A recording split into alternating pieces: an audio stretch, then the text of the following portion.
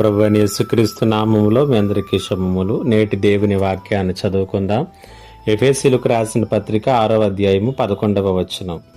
మీరు అపవాది తంత్రములను ఎదిరించి శక్తిమంతులగునట్లు దేవుడిచ్చు సర్వాంగ కవచమును ధరించుకునుడి. ఆధ్యాత్మిక జీవితంలో పోరాటాలు అనేటువంటివి వాస్తవమైనటువంటివి. ఏ విశ్వాసి కూడా ఆత్మీయ జీవితంలో వాటిని తప్పించుకోలేరు. వాటి గుండా ప్రయాణించకుండా ఎవరూ కూడా ఆధ్యాత్మిక జీవితంలో అత్యున్నత శిఖరాలకు అధిరోహించలేరు.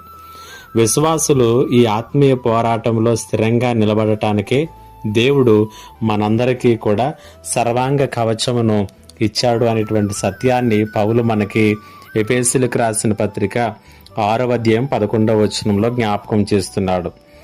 పౌలు అంటున్నాడు, మీరు అపవాది అనగా సాతానుడు పెట్టేటటువంటి తంత్రములన్నిటినీ కూడా ఎదిరించుటకు శక్తిమంతులు కావాలంటే దేవుడు మనకు ఒక సర్వాంగ కవచాన్ని ఇచ్చాడు. సత్యం, నీతి, విశ్వాసం, వాక్యం, ప్రార్థన అనేటువంటి ఆయుధాలతో కూడినటువంటి కవచాన్ని దేవుడు మనకి ఇచ్చాడు. దాన్ని ధరించమని పౌలు ప్రోత్సహిస్తున్నాడు. ఏ సైనికుడైనా సరే యుద్ధానికి వెళ్ళినప్పుడు రక్షణ పరికరాలు లేకుండా యుద్ధంలోనికి ప్రవేశించినప్పుడు ఆ వ్యక్తి యొక్క పరిస్థితి ఏమవుతుందో మనందరికీ తెలుసును. అదే రీతిగా విశ్వాసులముగా మనము కూడా సర్వాంగ కవచంలో ఏ ఆయుధము లేకుండా మనము దైనందిన జీవితంలో సవాళ్లను ఎదుర్కోవటానికి సిద్ధపడినా మనం విఫలమవక తప్పదు. కాబట్టి సర్వాంగ కవచం లేకుండా అనుదిన సవాళ్లను మనం ఎప్పుడూ కూడా ఎదుర్కోవటానికి ప్రయత్నం చేయకూడదు. ఈరోజు సవాళ్లను ఎదుర్కొనే ముందు ఆధ్యాత్మికంగా సిద్ధపడదాం.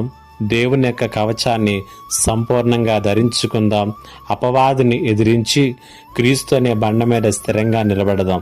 పరిశుద్ధాత్మ దేవుడు అట్టి కృపను మనందరికీ అనుగ్రహించునుగాక. ఆమేన్. ప్రార్థన. మా గొప్ప దేవుడా, నీకు వందనాలు. ఇదిగో తండ్రి, ఎవరు ఎటువంటి పోరాటాల మధ్యలో, సవాళ్ల మధ్యలో, పెనుగులాటల మధ్యలో ఉన్నారు, ఇదిగో తండ్రి, వారందరితోనూ మీరు మాట్లాడారు. సర్వాంగ కవచాన్ని ధరించుకొని పోరాడమని మీరు తెలియచేస్తున్నారు. ఆ రీతిగా ప్రతి ఒక్కరిని ప్రభునన్న బలపరచమని యేసు నామములో అడుగుచున్నాను తండ్రి. ఆమేన్. ఇంకా ఎవరైనా మా ఛానల్ని సబ్స్క్రైబ్ చేసుకోకపోతే సబ్స్క్రైబ్ చేసుకునండి, లైక్ చేయండి, షేర్ చేయండి. May God bless you.